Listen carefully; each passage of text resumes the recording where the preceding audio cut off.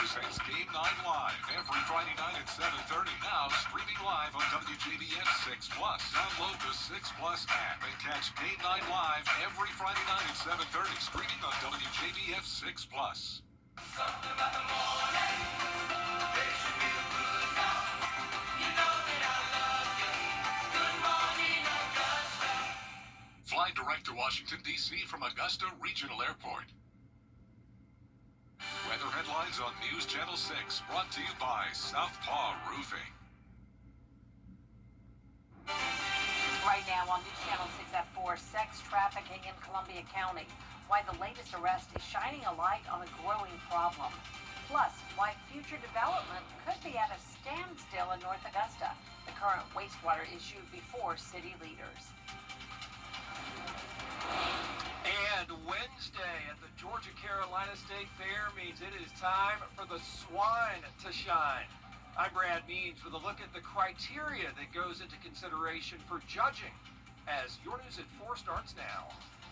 Live from Television Park, this is WJBF News Channel 6 at 4.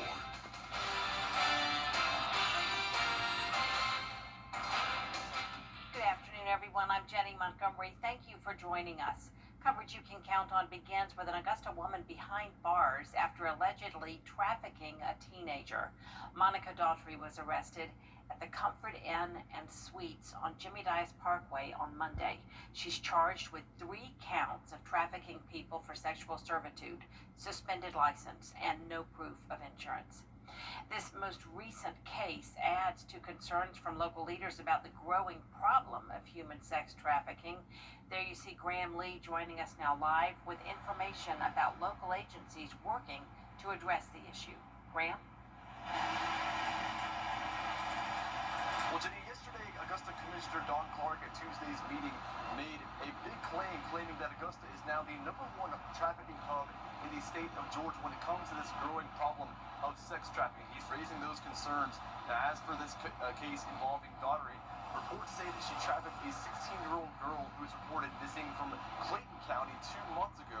Data from the FBI shows there has been more than 200 victims of human sex trafficking in Georgia over the last 5 years, with the majority of these victims ranging in age from 10 years old to 19 years old. Child Enrichment says that the big reason for this is because many victims are children running away from home trying to find an outlet. They say the transactions are mostly happening in public, and hotels are one of the places they actually happen the most. If there is some investigation, and they will talk about like going into a hotel with someone, and that's how those things kind of happen. But like I said, there's also a lot of youth recruitment. So if they happen to meet each other, I know they've met each other in different facilities, and they're like, hey, if you ever need a way out, make some money, join me in Augusta, and we'll do this thing. So Daughtry is currently in the Columbia County Jail. Child Enrichment says the best prevention is to create a safe environment in the home, but it also takes extra community support to foster that environment to make sure that everyone is safe. And if you do have suspicions of human trafficking, you're encouraged to contact the FBI hotline. Live in Augusta, Graham Lee, WJBF News Channel 6. A potential major development downtown is facing a delay. Developers have eyes on the old depot property for possible new housing and shops. Soil testing was to end this month, but commissioners have allowed it to go on until December. Now some are asking why more testing is needed when the city spent nearly $2 million 20 years ago removing contaminated soil from the site for another project. Still trying to put our hands on those records, but to make sure everyone's covered, doing that phase 2, just to check all the boxes and make sure there's no surprises. But yeah, I've heard the same story you have. You were obviously here, I wasn't, but city did the cleanup, so we expect to have no issues, just doing the studies to make sure that is the case. Ray says the cost of the continuing testing is being paid by the developers.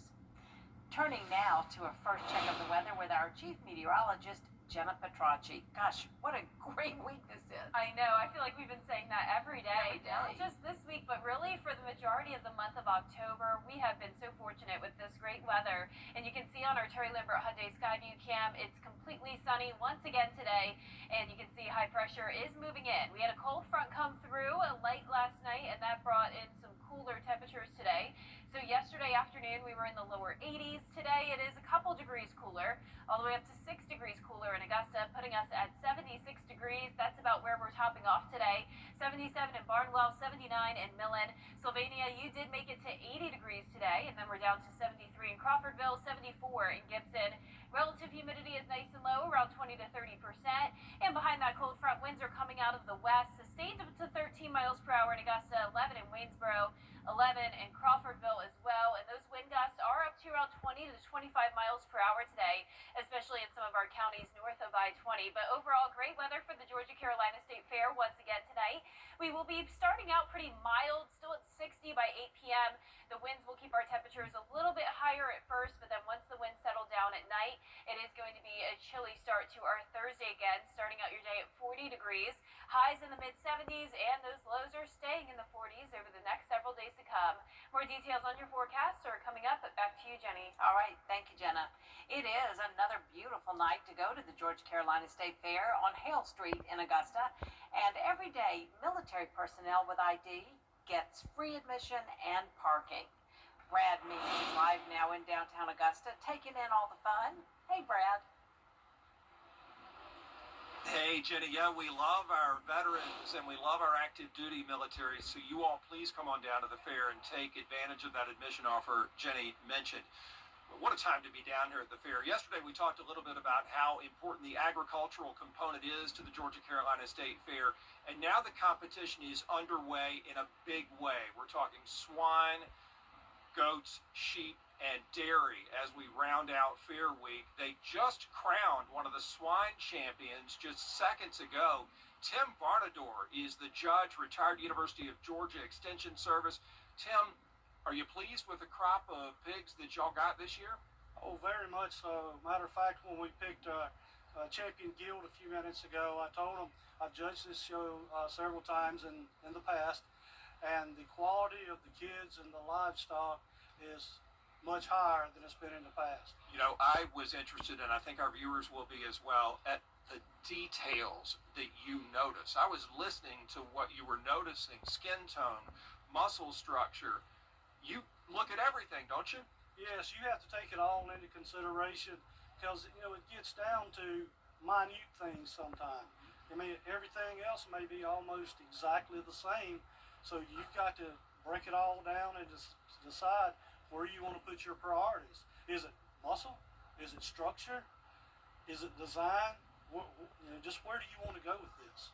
What did you mean, real quick, a minute ago when you pointed at one of the contestants and you said you need to work on that leg or fix that leg? What did you see in the swine's leg? On his back left leg, the hock, where it hinges, kind of like our knee, but a hock goes the other way compared to what a knee does. Knee comes back, hock goes forward.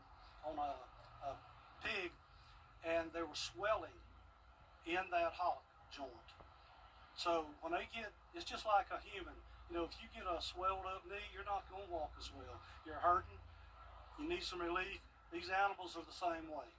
What makes it? Number of things. Injury, some diseases can cause it.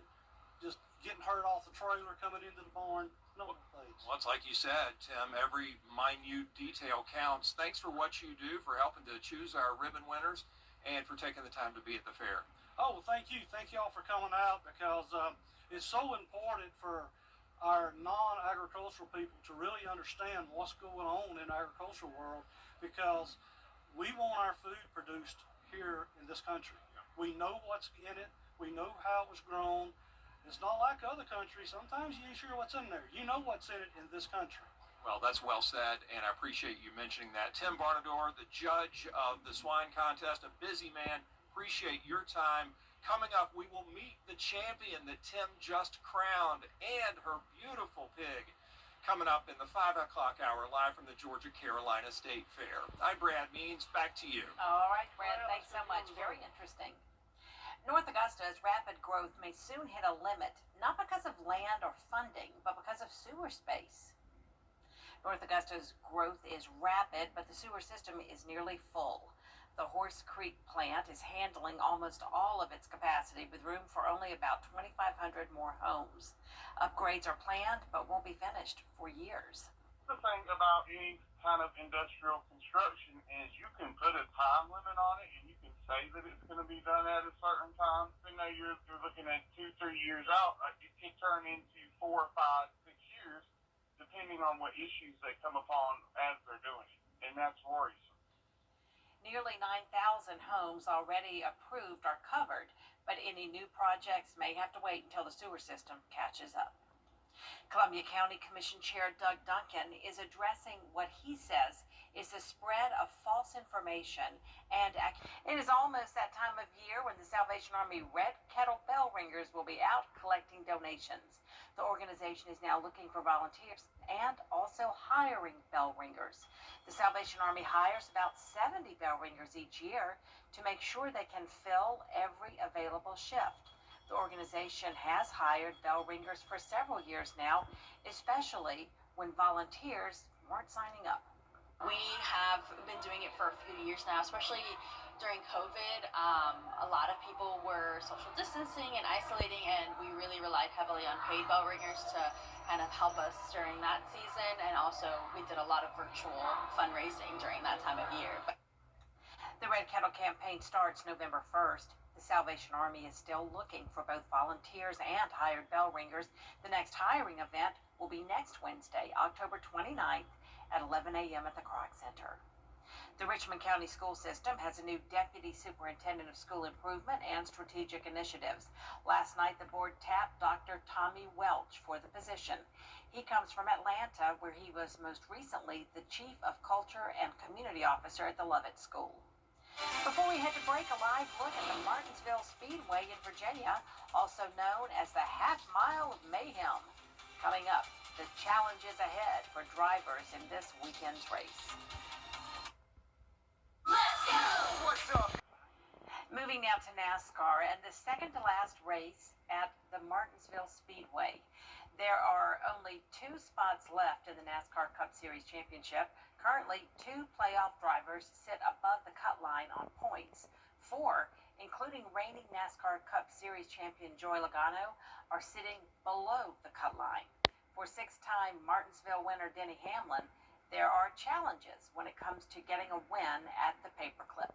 What we've seen is these latest Goodyear short track tires, they wear out typically a little bit quicker. And so the challenge for Martinsville is lap traffic. Once you catch the back of the field, it is extremely hard to get around them. And so it's doing everything you can to save, and that's typically been the remedy for success for me. Be sure to catch all the NASCAR Xfinity Series action Saturday night on the CW6. Our live coverage starts at 7 p.m. And we have nice fair weather this week for the fair. And coming up, meteorologist Avery Gray will have your live weather report out there, and I'll have your full day for 6 forecast. Stay with us. Closed captioning on News Channel 6 is sponsored by Hearing Associates of South Carolina. The News Channel 6 mobile app is now even better. Download it today. A serious crime. At supersavermobile.com. Now, your most accurate forecast with WJBF Live Viper 6. Welcome back. Another stunning day as we start out with a look at our Terry Lambert Hyundai Skyview Cam. Completely blue skies all across the area and pretty windy. We have a northwest breeze coming in at 13 miles per hour. Temperatures are in the middle 70s, dew points in the middle 30s, putting our humidity at only 23% today. So pretty consistent temperatures with the exception of Sylvania. You're a bit warmer at 80 degrees. Everyone else in those low to middle 70s, and the winds are coming out of the northwest, once again gusting up to around 15 to 20 miles per hour. Occasional gusts up to around 25 today with clear skies for everyone. That's because a cold front came through late last night. You may have noticed some cloud cover around sunset, and the clouds help to keep our temperatures much warmer overnight. But now that the skies are clear, and once the wind settles down as high pressure moves in, we are going to have another chilly morning tomorrow, similar to how it was a couple mornings ago in the upper 30s to low 40s, and then we're going to be climbing into the middle 70s as the day goes on. So notice our low temperatures staying in the lower 40s for now, then we'll start to warm up just a tad as we go into next week, but overall staying pretty consistent over the next few days with fall-like temperatures, and a big cool down coming our way with the highs actually around 10 degrees below normal in the middle 60s by next next week as we wrap up the month. So here's our future cast tonight at 6 o'clock. You can see that high pressure getting closer, and as it does, that will allow the winds to settle down. Now I want to draw your attention to what's going to be happening over towards the southwest around Texas.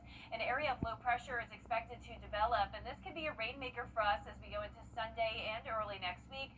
Notice by Friday we are still nice and dry with winds coming out of the north, but as that system gets closer, we will be tracking some rain Sunday into next week. As of now, it looks like Monday will be our best shot at seeing some rainfall, but those rain chances still not a guarantee, but we'll continue to keep you updated on that. We're also watching Tropical Storm Melissa. Winds are still at 50 miles per hour, just like they were yesterday. It's down in the Caribbean Sea.